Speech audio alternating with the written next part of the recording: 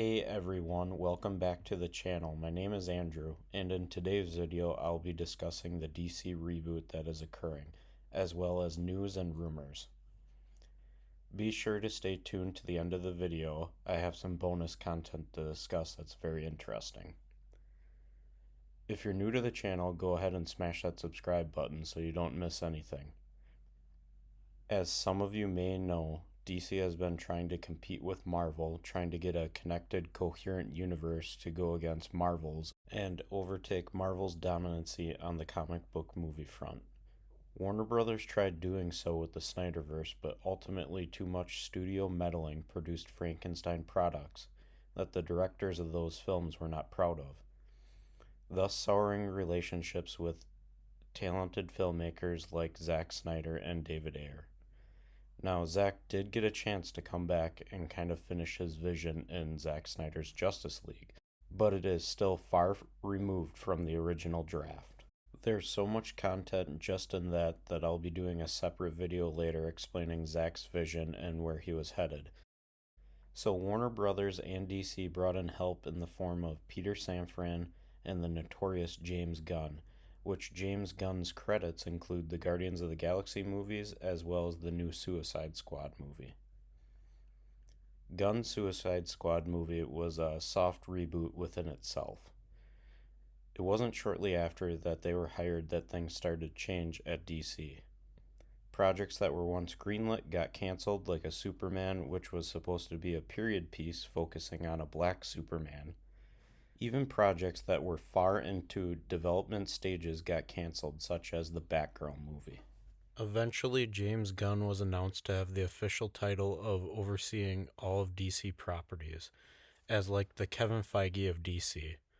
Around this time, viewers, me being one of them, were introduced to a film called Black Adam, and in that movie, The Rock fought to have an end credit scene which featured none other than Henry Cavill's Superman, setting up a conflict between the two superpowers that fans have been dying to see on the big screen together.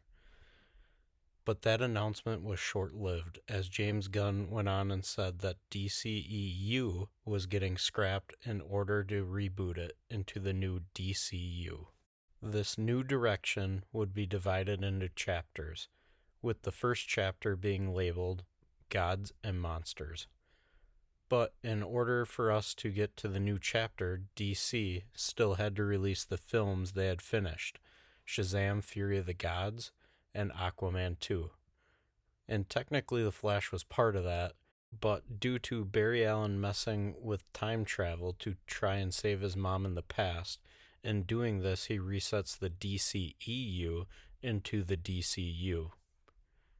Now, Chapter 1 will have Superman Legacy, which James Gunn released a photo saying they started pre-production on this week. He is the director and writer on the new movie. We will see a year 2 version of the boy in blue still trying to find his place in the world. The movie will be along the lines of what Matt Reeves did with the Batman, where it's not a complete rehashing of his origin story. We will get Batman the Brave and the Bold, which will focus on a father-son relationship between an older Batman and his son Damian Wayne, the little assassin. This love child is the product of Bruce hooking up with Talia al Ghul, the daughter of Ra's al Ghul. So for that movie, we can expect to see the extended Bat family. Also, as a side note, the Russo brothers had a sit-down with Zack Snyder this week talking about filmmaking and their careers, during which the Russos said they would love to direct a Batman movie under James Gunn leadership. Can you imagine the guys behind Captain America Winter Soldier, Civil War, Avengers Infinity War, and Endgame directing a Batman movie? That would be insane. I, for one, hope it happens. Next up, we have Blue Beetle, which was in development before the reboot, but has since been retooled to fit after the Flash movie. It will focus on Jaime Reyes, which is the third in succession to take the mantle of Blue Beetle. The other two being Dan Garrett, the original Blue Beetle, and Ted Kord. We will get to see how this kid adapts and uses alien technology to become a superhero.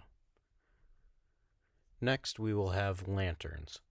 Originally started out as a series that was going to bounce around between the lesser known people to take up the mantle of Green Lantern, like an anthology series, not really focusing on one period, but bouncing around each episode.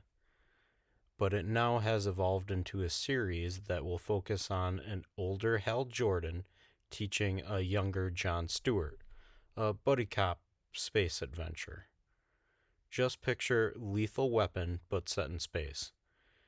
Alongside a new Superman in Chapter 1, we will be getting a new Kara-El in Chapter 1 for Supergirl Woman of Tomorrow. This movie will follow a new version of Kara-El that has grown up on a chunk of Krypton, so she has a much more jaded character. Next up, we have our monster of the chapter, the Swamp Thing. This will be geared more toward the horror side of DC, with James Mangold set to direct the Swamp Thing. I think it's safe to say the movie is in good hands. I mean, just look at what he did over at 20th Century Fox with the Wolverine and Logan movies. Next up is the series Waller. It will focus on the director of Task Force X, Amanda Waller. Viola Davis is set to return as Amanda Waller, the role she previously played in both Suicide Squad movies and the Peacemaker series. It looks like the series will serve as a sequel of sorts to the Peacemaker series.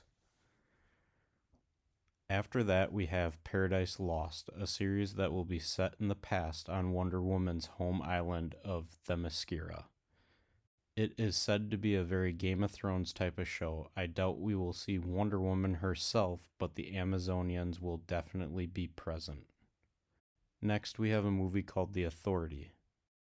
This movie will focus on this recent acquire from DC that follows a team with similar powers and abilities to some of the major characters already in the DCU. This team of heroes thinks the world is broken and will do anything to fix it.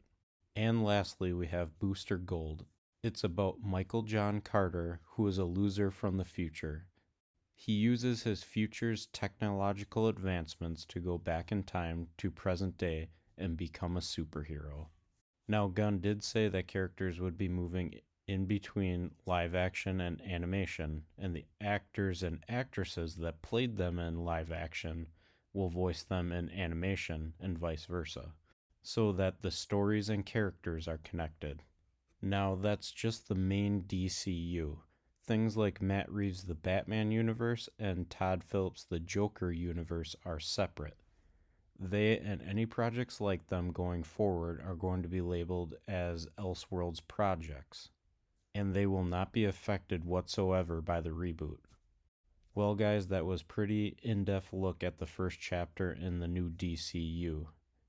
But that's not all. Like I said at the beginning of the video, stick around to the end, and I'll have bonus content for you. So the bonus content comes in the form of the missing projects that they left out of the announcement.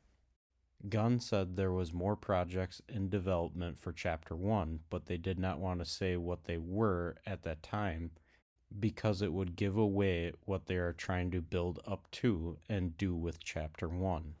Those titles are Peacemaker Season 2. This will probably take place after the Waller series.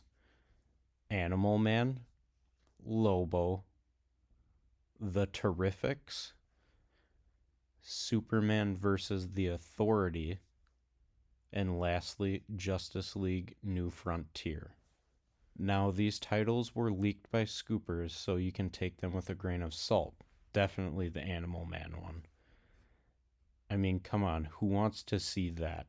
But I do think Peacemaker and Lobo are safe bets. Jason Momoa did come out and say that he met with Gunn, and there's a possibility he will be playing another character besides Aquaman. And for us Snyder fans, in this week's interview with the Russo brothers, they talked to Zack about his Snyderverse and how they wanted to see certain details play out, and Zack's reply was, one day. So maybe the relationship has been mended and we could see Zack's finished vision as an Elseworlds property. Well, everyone, in the future I'll be doing a separate video covering each of these Chapter 1 movies and shows more in depth. Right now I'm working on a Fast X video as Universal just dropped a new trailer, and for the Flash trailer that will be dropping on Tuesday, so make sure you subscribe so you don't miss that. As always, thanks everyone for tuning in, and I'll catch you on the next one.